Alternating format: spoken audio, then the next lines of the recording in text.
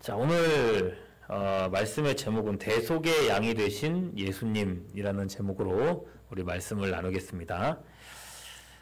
구약 성경의 목적은 제가 지난주에 말씀드릴 때 오실 예수님을 계시하는 것이라고 했습니다. 계시가 뭡니까? 계시. 우리한테 보여주는 것입니다. 하나님을 보여주는 것, 하나님의 본질 또는 하나님의 어떤 성품을, 그리고 또 하나님의 뜻과 계획을 우리에게 보여주는 것, 이게 계시예요. 예. 자, 지난주에는 아담과 하와에게 계시되신 예수님에 대해서 우리가 말씀을 나눴어요. 무려 첫사람 아담과 하와에게부터 예수님이 알려주셨습니다. 예수님이 어떻게 구원을 우리에게 이루실지도 그것까지 구체적으로 알려주셨죠. 창세기 3장 15절이었습니다. 기억나십니까? 뱀과 여자의 후손의 싸움을 얘기했는데, 뱀은 여자의 후손의 어디를요? 발꿈치를 상하게 할 것이고, 여자의 후손은 뱀의 머리를 상하게 할 거라 했습니다. 이 말씀 무슨 뜻이었는지 기억나십니까? 예. 사탄은 예수님을 십자가에 못 박아서 죽게 만들지만, 예수님은 사탄의 부활하셔서 사탄의 가장 큰 권세인 죽음의 권세를 깨뜨리실 거다. 그게 바로 머리가 깨지는 거라고 말씀을 드렸어요. 그리고 그 일의 증거로서 하나님은 친히 이 아담과 하와 두 사람에게 뭐를 지어 입혀주셨어요? 가죽옷을 지어 입히셨습니다.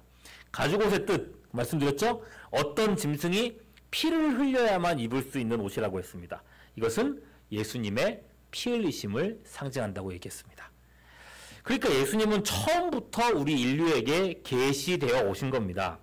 우리가 믿는 이 기독교라고 하는 신앙은요, 세상 사람들 얘기하는 것처럼 원시 종교에서부터 그냥 이렇게 별로 그냥 아주 뭉뚱거렸던 이랬던 종교가, 고대 종교가 점점점 이렇게 시대가 발전하면서 고등 종교로 발전한 그런 종교가 아니고, 처음부터 하나님께서 인간에게 자신을 보여주신, 계시하신 계시 종교라는 걸 알아야 된다는 거예요. 자, 이제 이런 이해를 가지고 오늘은 아브라함 얘기를 해보려고 합니다. 누구요? 아브라함이요. 자, 아담과 하와가 인류의 조상이라고 한다면 아브라함은 누구의 조상이에요? 네, 믿음의 조상. 그리고 그 이전에 조금 더 그 본질적으로는 이스라엘 민족의 조상입니다. 네. 자, 이 이스라엘 민족에서 여자의 후손인 누가 태어나세요? 예수님이 태어나시는 거예요. 여자의 후손에 대해서도 지난주에 말씀을 드렸습니다. 자, 하나님의 구원이 여자의 후손을 통해서 나타나기 때문에 구약 성경에서는요, 후손이 참 중요합니다. 후손. 그렇다면 이 후손을 보호하고 생존시키고 번성하게 하는 거, 이게 얼마나 중요한 일이 되겠어요? 그런데 오늘 말씀에서 하나님께서는요, 이 후손에 대해서 너무너무 당혹스러운 말씀을 하시는 거예요. 뭐냐? 이거예요. 네가 100세에 낳은 아들 이삭을 번제로 드려라 라고 명령하신 거예요. 예. 여러분, 아브라함이 100세, 그리고 그 안에 사라는 몇 살일까요? 10살 차이입니다. 90세에 낳은 아들입니다. 그러면 애초에 생각을 해보세요. 100세 할아버지가 90세 할머니가 아이를 낳을 수 있을까요? 없을까요? 못 낳습니다. 네. 로마서 4장 19절에서는 애초에 이렇게 얘기를 했어요. 그가 100세나 되어, 아브라함 얘기예요. 100세나 되어 자기 몸이 어떻게 된 것 같았다고요? 떠있죠, 옆에. 어떻게 된 것 같았다고요? 안 떠있습니까? 예. 죽은 것 같고, 네.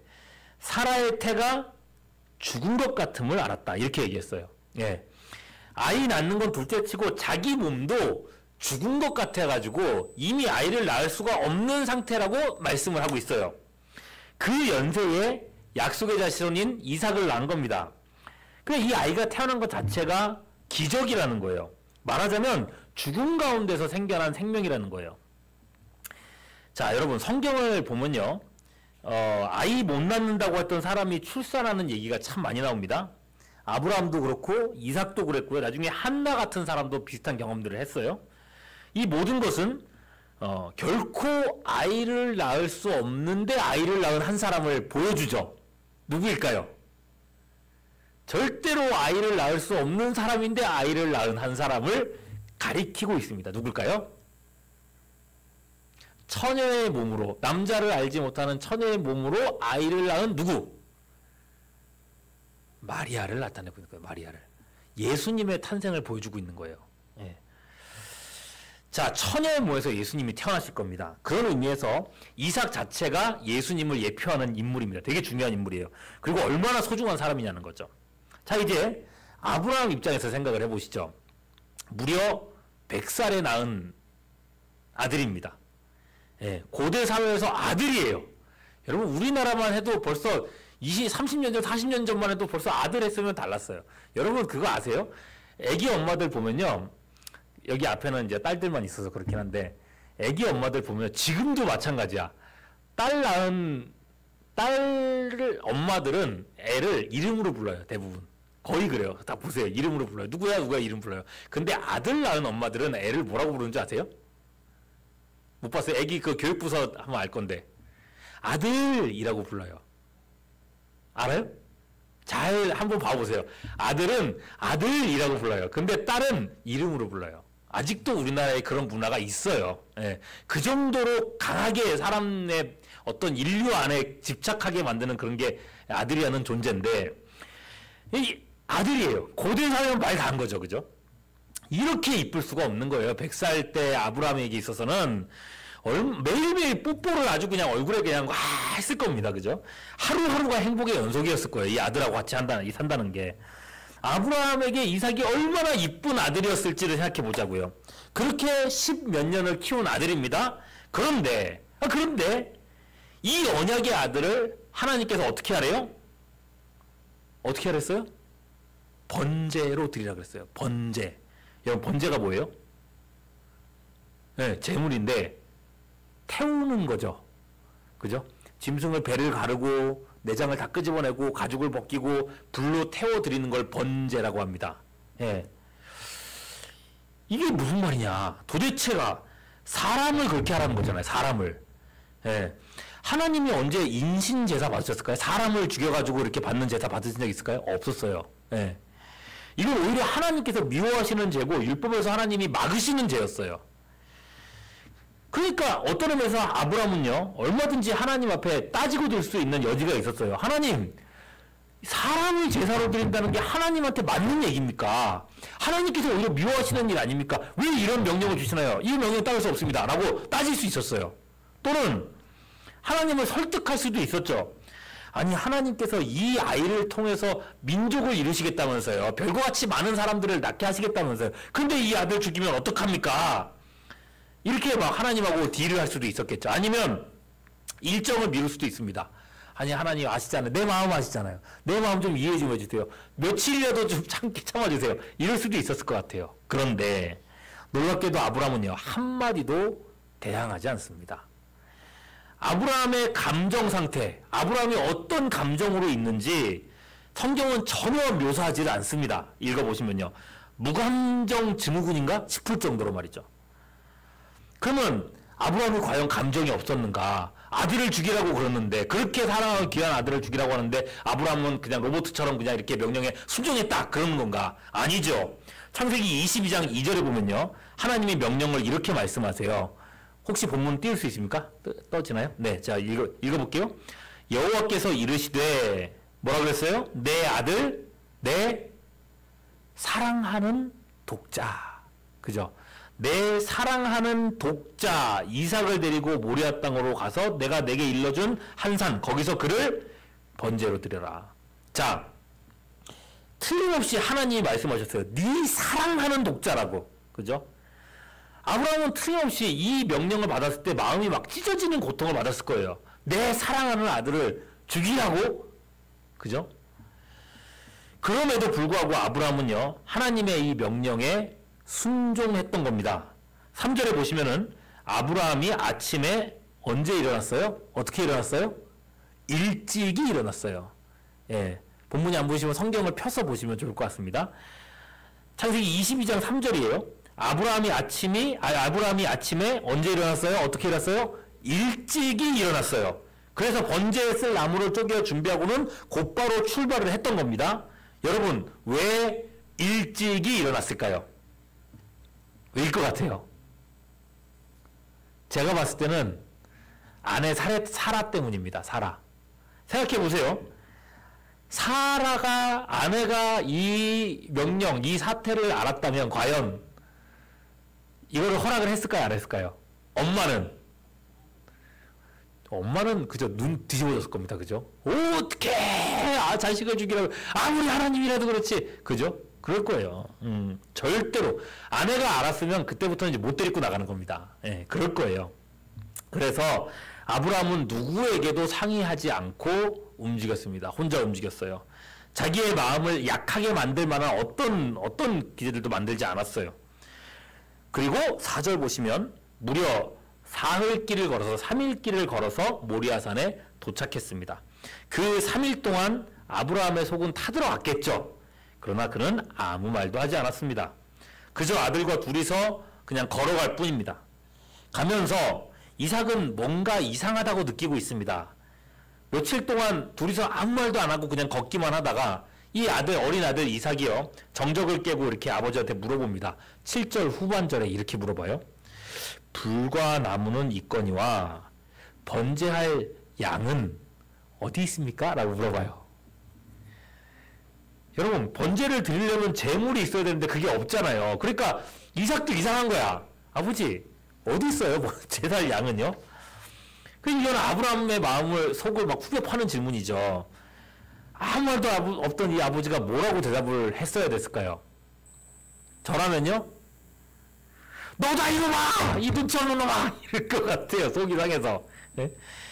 근데 아브라함은 이렇게 말합니다. 8절 아브라함이 이르되 내 아들아 번제할 어린 양은 하나님이 자기를 위하여 어떻게 하신다요? 친히 준비하시리라. 여러분, 이 말은 과연 아들을 얘기하는 걸까요? 하나님이 친히 준비하시는 건 과연 아들 너다 이 얘기일까요? 이건 이제 좀 더 살펴보면 좋을 것 같아요. 드디어 제사드릴 모리아산 꼭대기까지 이르렀습니다. 이곳에서도 아브라함은요 조금도 망설임이 없습니다. 9절과 10절 말씀을 연달아 보시면요, 제단을 쌓쳐 나무를 벌려놓고 아들을 결박하고 제단 나무 위에 눕힙니다. 그리고 손에 칼을 쥐고는 내려치려고 합니다. 예, 담백하게 이야기를 진행하고 있습니다. 조금도 여기서 심파적인 걸 찾을 수 없습니다. 그죠? 아들아, 내 아들아, 내가 너를 어떻게 키웠는데 네가 어떻게 낳은 아들인데, 이런 얘기가 한마디도 없습니다. 그냥 일사천리로 아들을 번제로 드리는 일이 진행되고 있습니다. 여러분, 지금까지 이 설명들을 들으면서 어떤 기분이 드셨어요? 어떤 느낌이십니까? 이랬을 것이다, 이렇게 됐을 것이다 라고 예상되는 건 온통 우리의 생각일 뿐입니다. 우리의 기대이신 거죠. 여러분, 우리가 그렇잖아요. 우리는 하나님의 말씀 앞에서 항상 흔들립니다. 고민합니다. 갈 때 같아요. 하나님의 뜻, 하나님의 말씀은 그렇게 얘기하지만 현실은 다르다고 우리는 생각을 합니다.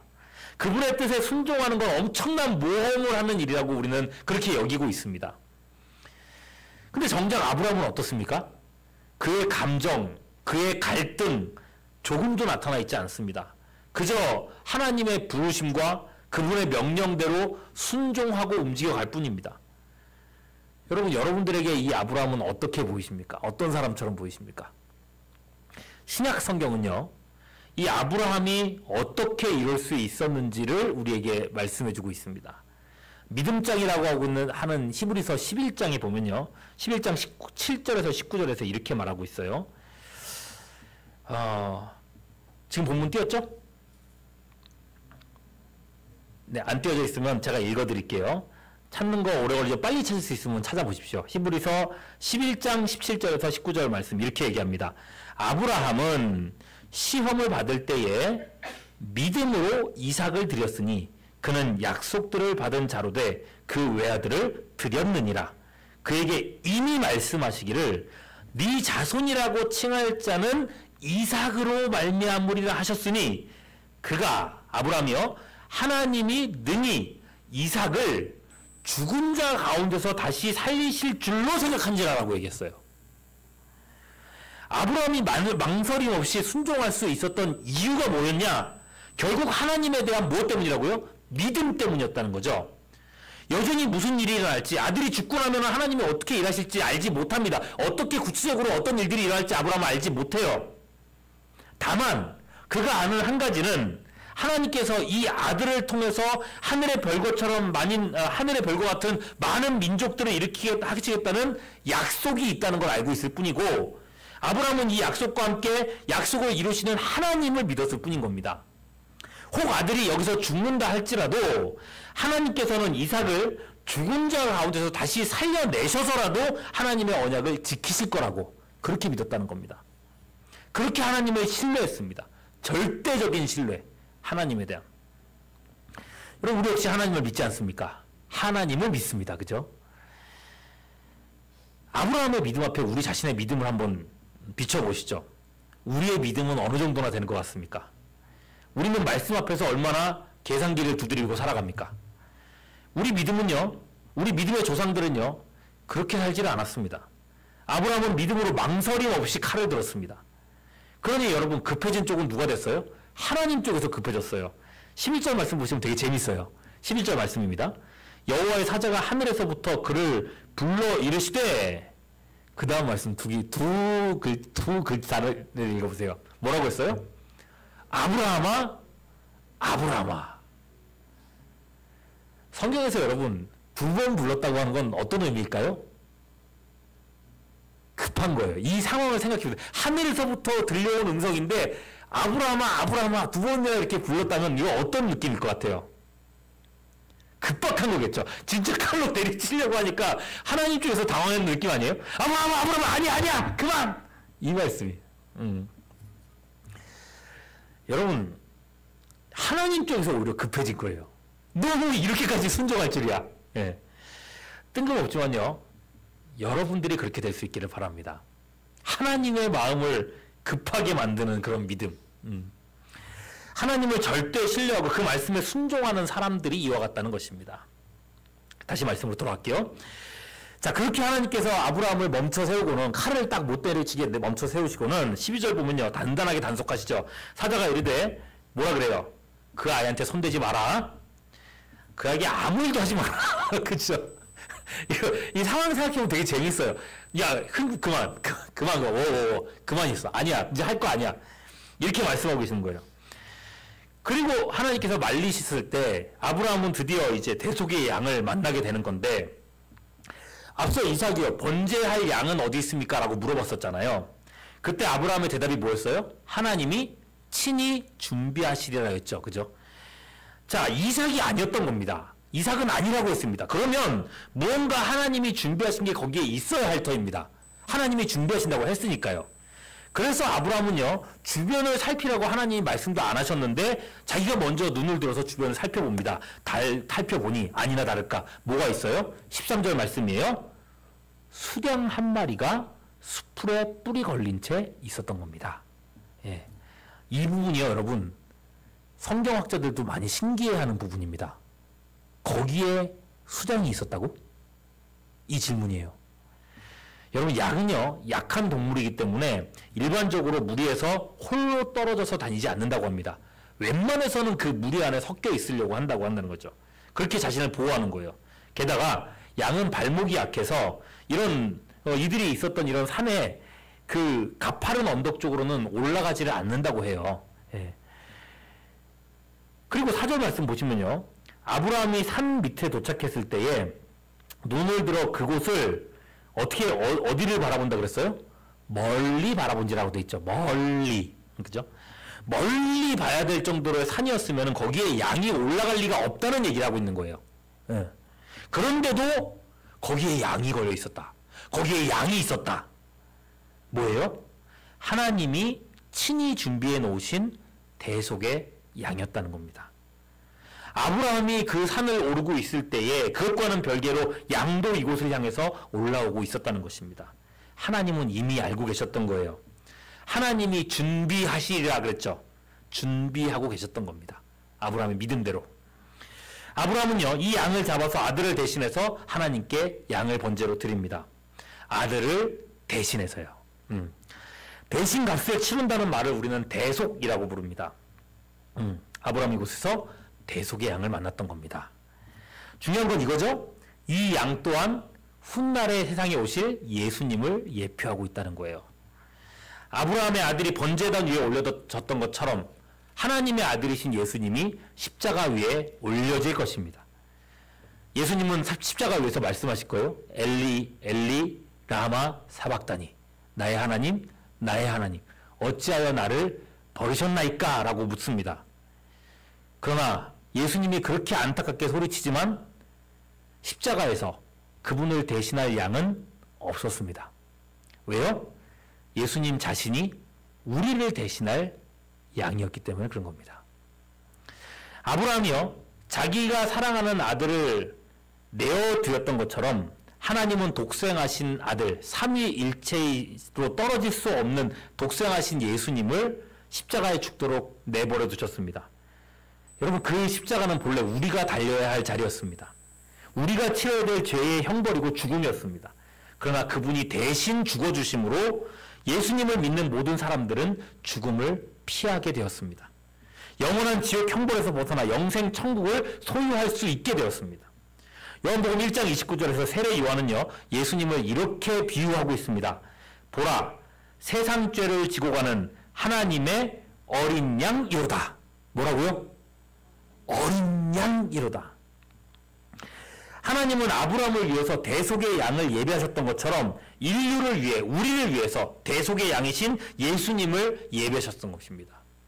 우리를 위해서 구원을 예배하셨다는 거예요. 여러분, 구원을 경험한 아브라함은 이곳의 이름을 여호와 이레라고 이름 짓습니다.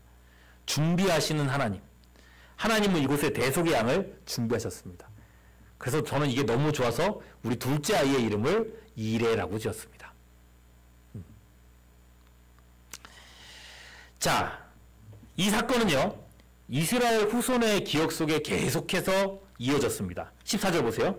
아브라함이 그 땅의 이름을 여호와 이레라고 불렀고 오늘날까지, 그러니까 모세가 이 창세기를 모세가 썼는데 모세가 창세기를 기록하는 이 출애굽 시대 때까지, 그리고 오고 오는 모든 세대들에게 사람들은 이렇게 고백하게 되었습니다. 여호와의 산에서 준비되리라. 예. 아브라함의 사건은요, 단회적인 사건이 아니라는 거예요. 준비되리라, 미래적인 얘기죠. 그죠? 과거에 한 번의 사건으로 끝나는 게 아니라 또 다른 예비하시는 은혜가 있을 거라는 말씀일 거예요. 바로 십자가에 죽으신 예수님에 대한 얘기를 한다는 겁니다. 아브라함이 순종했을 때 그는 단순히 자기 아들을 대속하는 양만을 만난 게 아니라 누굴 만났다는 거예요? 대속의 양 되신 예수님을 만났다는 겁니다. 예. 신기한 거죠. 아브라함이 누굴 만났다고요? 예수님 만났다고요. 이게 억지가 아닌 게요. 이 시험을 통과하고 아브라함이 받은 축복을 보세요. 18절 말씀. 또 내 씨로 말미암아 천하 만민이 복을 얻으리니 그랬어요. 자, 내 씨로 말미암아 누가 복을 받는다고요? 천하 만민이에요. 하나님이 약속한 건 천하 만민이었어요. 여러분, 아브라함의 씨, 이 단어는요, 그 후손인데, 후손에 대해서 얘기하는 건데 단수입니다. 씨들이 아니라 씨예요. 한 사람을 얘기하고 있어요. 그 한 사람을 통해서 천하 만민이 복을 받는다. 한 사람이라는 의미에서 이스라엘이라는 민족이 될 수 없어요. 그죠? 자, 그리고 천하 만민이 복을 받는다. 만일에 이스라엘 민족이라고 한다면은 생각해 보십시오. 여러분, 이스라엘 민족 때문에 여러분들이 복 받는 게 있어요, 없어요? 아무것도 없을 거예요. 오히려 요새 이스라엘 민족들 그 막 전쟁하는 거 보면 얼마나 무시무시합니까? 별로 그닥 복이 되는 사람들은 아닌 것 같아요. 그죠? 하나님은요, 아브라함의 후손 중 단 한 사람을 지목하고 계십니다. 바로 아브라함의 계보로 이 세상에 오실 예수님에 대한 얘기를 하고 있다는 거예요. 예수님은 천하 만민을 위한 유일한 복이 되셨습니다. 예수님의 구원은요, 모든 나라와 모든 민족과 어떤 신분의 사람이라도 믿는 모든 사람들은 하나님의 자녀가 되는 권세를 주는 복입니다. 지금도 복음은 전진하고 있고 지금도 땅끝까지 전파되고 있는 것입니다. 아브라함은 이 사건을 통해서 대속의 양이 되신 예수님을 만났다고 얘기하고 있는 거예요. 그래서 훗날에 예수님께서는 이렇게 말씀하고 계십니다. 이 말씀 되게 신기해요. 요한복음 8장 56절입니다. 너희 조상 아브라함은 나의 때 볼 것을 즐거워하다가 보고 기뻐하였느니라 이렇게 얘기했어요. 뭐 했다고요? 봤다고. 봤다고 얘기하고 있어요. 아브라함이 예수님을. 여러분 단지 아들이 살아서 기쁜 게 아니라 인류의 대속자이신 하나님의 아들을 거기서 만난 기쁨을 얘기하고 있다는 거예요. 아담과 하와처럼 아브라함 역시도 예수님을 만났다는 것입니다. 요한일서 5장 12절에 이렇게 말합니다. 아들이 있는 자에게는 생명이 있고 하나님의 아들이 없는 자에게는 생명이 없느니라. 여러분, 인류 역사상 인간의 죄를 대신해서 자기 생명을 내준 사람은 아무도 없습니다. 하나님께서 아브라함에게 보여주신 대로 예수님만이 우리 죄를 위한 유일한 대속자이십니다. 대속의 양이신 예수님, 십자가에 피 흘려주신 그분을 믿는 사람만이 구원을 얻습니다. 영생을 얻습니다. 오늘 밤 우리가 이 세상을 떠날지라도 눈을 뜨면 그것은 반드시 천국입니다. 믿으십니까? 예. 영접하는 자, 곧 그 이름을 믿는 자에게는 하나님의 자녀가 되는 권세를 주셨다고 했습니다. 여러분, 믿음으로 사는 여러분 될 수 있기를 소망합니다. 기독신앙 안에서 평생 떠나지 않는 여러분 될 수 있기를 바라고 구원으로 주변의 많은 사람들을 인도할 수 있는 여러분들이 될 수 있기를 주님의 이름으로 축원합니다.